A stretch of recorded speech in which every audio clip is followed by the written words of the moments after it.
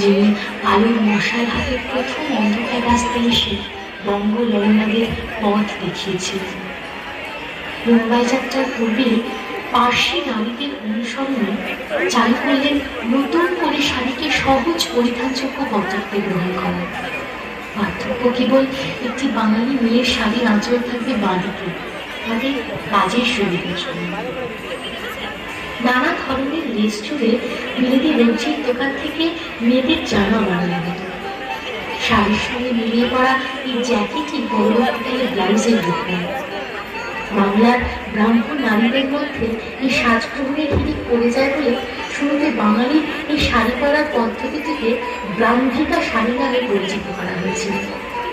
চিত্রাদেব তাঁর ঠাকুরবাড়ির অন্দরীয় বইটিতে লিখেছেন, জ্ঞানদানন্দিনী বাঙালি মেয়েদের দিলেন একটি সূচি শোভন সাজ।